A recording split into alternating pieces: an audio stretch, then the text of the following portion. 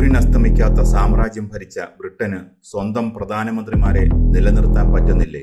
10 വർഷം മാറി വന്നത് 6 പ്രധാനമന്ത്രിമാർ. ഒടുവിൽ കെയർ സ്റ്റാർമറും ഔട്ട്. എന്താണ് UK-യിൽ സംഭവിക്കുന്നത്?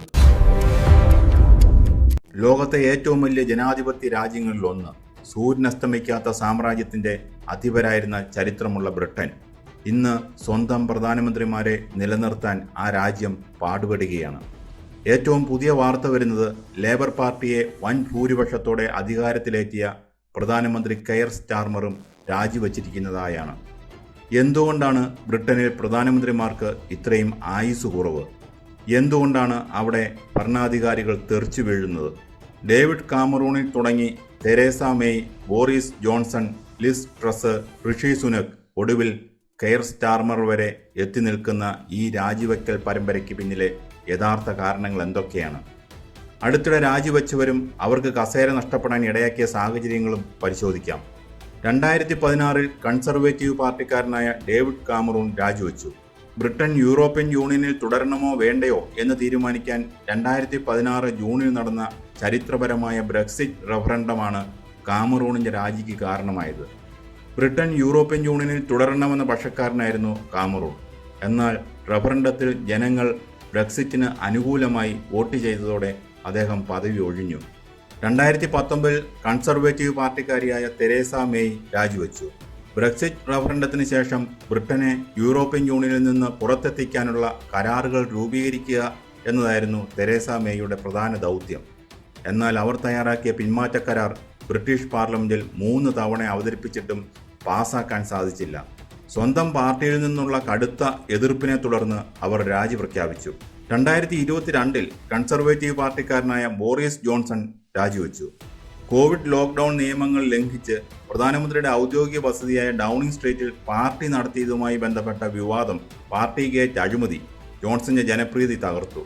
ഇതിനു പിന്നാലെ ലൈംഗികാരോപണം നേരിട്ട ക്രിസ് പിഞ്ചർ എന്ന MPയെ ഡെപ്യൂട്ടി ചീഫ് വിപ്പായി നിയമിച്ചതും വലിയ പ്രതിഷേധങ്ങൾക്ക് കാരണമായി. ഇതോടെ മന്ത്രിമാരും സഹായികളും കൂട്ടത്തോടെ രാജിവെച്ചതിനെ തുടർന്ന് ജോൺസന് അധികാരം ഒഴിയേണ്ടി വന്നു. 2022 കൺസർവേറ്റീവ് പാർട്ടിക്കാരിയായ ലിസ് ട്രസ് രാജിവെച്ചു. UK-യുടെ ചരിത്രത്തിൽ ഏറ്റവും കുറഞ്ഞ കാലം, വെറും 49 ദിവസം അധികാരത്തിലിരുന്ന പ്രധാനമന്ത്രിയാണ് ലിസ് ട്രസ്. അവർ അവതരിപ്പിച്ച മിനി ബജറ്റിലെ സാമ്പത്തിക നയങ്ങൾ രാജ്യത്തെ വിപണിയിൽ വൻ തകർച്ചയുണ്ടാക്കി. പൗണ്ടിന്റെ മൂല്യം ഇടിയുകയും പലിശ നിരക്കുകൾ കുതിച്ചുയരുകയും ചെയ്തതോടെ സ്വന്തം പാർട്ടിയിൽ നിന്നുള്ള വിശ്വാസം നഷ്ടപ്പെട്ട് അവർക്ക് രാജിവെക്കേണ്ടി വന്നു. 2024 കൺസർവേറ്റീവ് പാർട്ടിക്കാരനായ ഋഷി സുനക് രാജിവെച്ചു. ലിസ് ട്രസിന് ശേഷം അധികാരമേറ്റ സുനകിന് കൺസർവേറ്റീവ് പാർട്ടിയുടെ ജനപ്രീതി തിരിച്ചുപിടിക്കാൻ സാധിച്ചില്ല. രാജ്യത്തെ പണപ്പെരുപ്പവും സാമ്പത്തിക പ്രതിസന്ധിയും അദ്ദേഹത്തിന് വെല്ലുവിളിയായി. 2024 ജൂലൈയിൽ നടന്ന പൊതു തെരഞ്ഞെടുപ്പിൽ കൺസർവേറ്റീവ് പാർട്ടി ചരിത്രത്തിലെ ഏറ്റവും വലിയ തെരഞ്ഞെടുപ്പ് പരാജയം ഏറ്റുവാങ്ങിയതോടെ സുനക് പ്രധാനമന്ത്രി പദം രാജിവെച്ചു. ഏറ്റവും ഒടുവിൽ ലേബർ പാർട്ടിക്കാരനായ കെയർ സ്റ്റാർമറുടെ രാജിയാണ്. 2024 വൻ ഭൂരിപക്ഷത്തോടെ അധികാരത്തിൽ വന്ന കെയർ സ്റ്റാർമർക്ക് വെറും 2 വർഷത്തിനുള്ളിലാണ് ഇപ്പോൾ അധികാരം ഒഴിയേണ്ടി വന്നിരിക്കുന്നത്. രാജ്യത്തെ കടുത്ത സാമ്പത്തിക പ്രതിസന്ധി, നികുതി വർധനവ്, കുടിയേറ്റ പ്രശ്നങ്ങൾ, തകർച്ചയിലായ പൊതുസേവനങ്ങൾ എന്നിവ കൈകാര്യം ചെയ്യുന്നതിൽ സ്റ്റാർമർ പരാജയപ്പെട്ടുവെന്ന ആക്ഷേപം ശക്തമായി.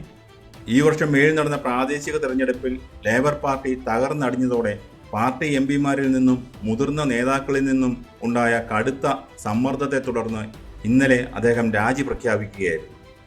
ഈ കസേരകളി പൂർണ്ണമായും മനസ്സിലാക്കണമെങ്കിൽ ആദ്യം UK-യിലെ ഭരണ സംവിധാനവും തെരഞ്ഞെടുപ്പ് രീതിയും അറിയണം.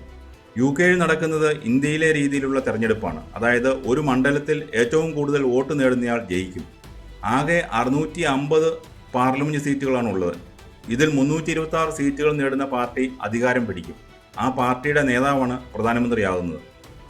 ജനങ്ങൾ വോട്ട് ചെയ്യുന്നത് പ്രധാനമന്ത്രിക്കല്ല, മറിച്ച് തങ്ങളുടെ മണ്ഡലത്തിലെ MPമാർക്കാണ്. അതുകൊണ്ട് തന്നെ ഒരു പ്രധാനമന്ത്രി രാജിവെച്ചാൽ രാജ്യം മുഴുവൻ വീണ്ടും പൊതു തെരഞ്ഞെടുപ്പ് നടത്തേണ്ട ആവശ്യമില്ല. ഭരണകക്ഷിക്ക് അവരുടെ പുതിയൊരു നേതാവിനെ പ്രധാനമന്ത്രിയായി തെരഞ്ഞെടുക്കാം. അതുകൊണ്ടാണ് ഒരൊറ്റ പൊതു തെരഞ്ഞെടുപ്പിന്റെ കാലാവധിക്കുള്ളിൽ തന്നെ 3-4 പ്രധാനമന്ത്രിമാർ മാറി മാറി വരുന്നത്.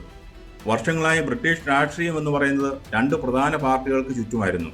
ഒന്ന് വലതുപക്ഷ ചിന്താഗതിയുള്ള കൺസർവേറ്റീവ് പാർട്ടി, 2 ഇടതുപക്ഷ മധ്യപക്ഷ ചിന്താഗതിയുള്ള ലേബർ പാർട്ടി. ലിബറൽ ഡെമോക്രാറ്റുകളും സ്കോട്ടിഷ് നാഷണൽ പാർട്ടിയും ഒക്കെ ഉണ്ടെങ്കിലും അധികാരം ഈ രണ്ട് വമ്പന്മാർക്കിടയിൽ മാത്രമായിരുന്നു. എന്നാൽ ഇപ്പോൾ കഥ മാറിയിരിക്കുന്നു. ഈ പരമ്പരാഗത പാർട്ടികളുടെ നെഞ്ചിടിപ്പ് കൂട്ടിക്കൊണ്ട് ബ്രിട്ടീഷ് രാഷ്ട്രീയത്തിലേക്ക് ഒരു മൂന്നാം ശക്തി അതിവേഗം വളർന്നു വരുന്നുണ്ട്. അതാണ് റിഫോം UK. തീവ്ര വലതുപക്ഷ സ്വഭാവമുള്ള ഈ പാർട്ടിയുടെ തലവൻ മറ്റാരുമല്ല, ബ്രിട്ടനെ യൂറോപ്യൻ യൂണിയനിൽ നിന്ന് പുറത്തെത്തിക്കാൻ പ്രധാന പങ്ക് വഹിച്ച നൈജൽ ഫരാഷാണ്. കൺസർവേറ്റീവ് പാർട്ടിയും ലേബർ പാർട്ടിയും മാറി മാറി ഭരിച്ചിട്ടും രാജ്യത്തെ സാമ്പത്തിക പ്രതിസന്ധിയും കടുത്ത കുടിയേറ്റ പ്രശ്നങ്ങളും പരിഹരിക്കാൻ അവർക്ക് കഴിഞ്ഞില്ല. ഇതിൽ മടുത്ത ജനങ്ങൾക്ക് മുന്നിലേക്കാണ് നൈജൽ ഫരാഷ് കടുത്ത കുടിയേറ്റ വിരുദ്ധ നയങ്ങളും നികുതി ഇളവ് വാഗ്ദാനങ്ങളുമായി എത്തിയത്. റിഫോം UKയുടെ ജനസ്വാധീനം ഇത്ര പെട്ടെന്ന് കൂടാൻ കാരണം ഇതാണ്. പുറത്തുവരുന്ന ഏറ്റവും പുതിയ സർവേകൾ അനുസരിച്ച് ലേബർ പാർട്ടിയെയും കൺസർവേറ്റീവ് പാർട്ടിയെയും പിന്നിലാക്കി 24%-ലധികം വോട്ട് വിഹിതവുമായി റിഫോം UK ഒന്നാം സ്ഥാനത്താണ്. ബ്രിട്ടീഷ് രാഷ്ട്രീയത്തിൻ്റെ ചരിത്രത്തിൽ ഇന്നേ വരെ കാണാത്ത അത്രയും വലിയ അട്ടിമറിയാണിത്. പരമ്പരാഗത വോട്ടർമാർ കൂട്ടത്തോടെ റിഫോം UKയിലേക്ക് ചേക്കേറുകയാണ്. പ്രധാനമന്ത്രിമാരുടെ അടിക്കടിയുണ്ടാകുന്ന മാറ്റം UKയിലെ ഭരണ സംവിധാനങ്ങളെ ബാധിക്കുന്നുണ്ട്. പ്രധാനമന്ത്രിമാർ ഇങ്ങനെ വീഴുമ്പോൾ രാജ്യത്തിൻ്റെ നയരൂപീകരണമാണ് പൂർണ്ണമായും സ്തംഭിക്കുന്നത്. ഒരു പ്രധാനമന്ത്രി വന്ന് ഒരു സാമ്പത്തിക നയം നടപ്പിലാക്കാൻ തുടങ്ങുമ്പോഴേക്കും അടുത്തയാൾ വരും. അതോടെ പഴയ പദ്ധതികൾ അട്ടിമറിക്കപ്പെടും. ബ്രിട്ടനിലെ ജനങ്ങൾ ഇന്ന് നേരിടുന്നത് കടുത്ത പ്രതിസന്ധികളാണ്. സാമ്പത്തിക തകർച്ചയും വിലക്കയറ്റവും ജനത്തെ വലയ്ക്കുകയാണ്. ആരോഗ്യമേഖലയിലെ തകർച്ചയാണ് മറ്റൊന്ന്. UKയിലെ പ്രശസ്തമായ സൗജന്യ ആരോഗ്യ സംവിധാനമായ NHS ഇന്ന് തകർച്ചയുടെ വക്കിലാണ്. ഒരു ഡോക്ടറെ കാണാൻ മാസങ്ങളോളം കാത്തിരിക്കേണ്ട അവസ്ഥ. ആഗോള വിപണിയിൽ UKയുടെ വിശ്വാസ്യത തകർന്നു. വിദേശ നിക്ഷേപകർ UKയിൽ പണം മുടക്കാൻ മടിക്കുന്നു. കാരണം നാളെ ആരാണ് രാജ്യം ഭരിക്കുക എന്നത് ആർക്കും ഉറപ്പില്ല. ചുരുക്കത്തിൽ രാഷ്ട്രീയക്കാരുടെ കസേരകൾ കാരണം ദുരിതത്തിലാകുന്നത് അവിടുത്തെ സാധാരണ ജനങ്ങളാണ്. ഇനി അടുത്തതെന്താണ്? തെരഞ്ഞെടുപ്പ് ഉടൻ ഉണ്ടാകുമോ? അടുത്ത പ്രധാനമന്ത്രി ആരാകും? നിലവിലെ നിയമപ്രകാരം ഉടനടി ഒരു പൊതു തെരഞ്ഞെടുപ്പ് ഉണ്ടാകാൻ സാധ്യത കുറവാണ്. കാരണം ലേബർ പാർട്ടിക്ക് പാർലമെന്റിൽ ഭൂരിപക്ഷമുണ്ട്. അവർ പൊതു തെരഞ്ഞെടുപ്പിലേക്ക് പോയാൽ റിഫോം UKയോ കൺസർവേറ്റീവ് പാർട്ടിയോ അധികാരം പിടിക്കുമെന്ന് അവർക്കറിയാം. അതുകൊണ്ട് ലേബർ പാർട്ടി തങ്ങളുടെ പുതിയൊരു നേതാവിനെ പ്രധാനമന്ത്രിയായി തിരഞ്ഞെടുക്കാനാണ് സാധ്യത. നിലവിലെ രാഷ്ട്രീയ സാഹചര്യത്തിൽ ഗ്രേറ്റർ മാഞ്ചസ്റ്ററിലെ ജനപ്രിയ മേയറായ ആൻഡി ബേൺഹാം ലേബർ പാർട്ടിയുടെ അടുത്ത തലവനാകാനും UKയുടെ അടുത്ത പ്രധാനമന്ത്രിയാകാനും സാധ്യതയുണ്ട്. കെയർ സ്റ്റാർമർക്ക് നഷ്ടപ്പെട്ട ജനപിന്തുണ തിരിച്ചുപിടിക്കാൻ ആൻഡി ബേൺഹാമിന് കഴിയുമെന്നാണ് ലേബർ പാർട്ടിയുടെ പ്രതീക്ഷ. ഒരു പക്ഷേ ആഭ്യന്തര കലഹം കാരണം ലേബർ പാർട്ടിക്ക് ഭരണം മുന്നോട്ട് കൊണ്ടുപോകാൻ കഴിഞ്ഞില്ലെങ്കിൽ രാജ്യം ഒരു ഇടക്കാല പൊതു തെരഞ്ഞെടുപ്പിലേക്ക് പോയേക്കാം. അങ്ങനെ സംഭവിച്ചാൽ ബ്രിട്ടന്റെ ചരിത്രത്തിലെ ഏറ്റവും വലിയ രാഷ്ട്രീയ വിപ്ലവത്തിനാകും ലോകം സാക്ഷ്യം വഹിക്കുക. സർവേകൾ സൂചിപ്പിക്കുന്നത് പോലെ നൈജൽ ഫരാഷിന്റെ റിഫോം UK അധികാരം പിടിക്കുകയോ അല്ലെങ്കിൽ ഒരു പാർട്ടിക്കും ഭൂരിപക്ഷമില്ലാത്ത തൂക്ക് പാർലമെന്റ് വരികയോ ചെയ്യാം. അത് ബ്രിട്ടനെ കൂടുതൽ അസ്ഥിരതയിലേക്ക് തള്ളിവിടും.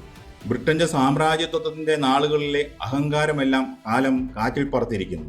ഇന്ന് സ്വന്തം നാട് എങ്ങനെ ഭരിക്കണമെന്നറിയാതെ ഉലയുകയാണ് ലണ്ടനിലെ ഭരണാധികാരികൾ. കെയർ സ്റ്റാർമറുടെ രാജി UKയെ രക്ഷിക്കുമോ അതോ കൂടുതൽ വലിയ തകർച്ചയിലേക്ക് നയിക്കുമോ?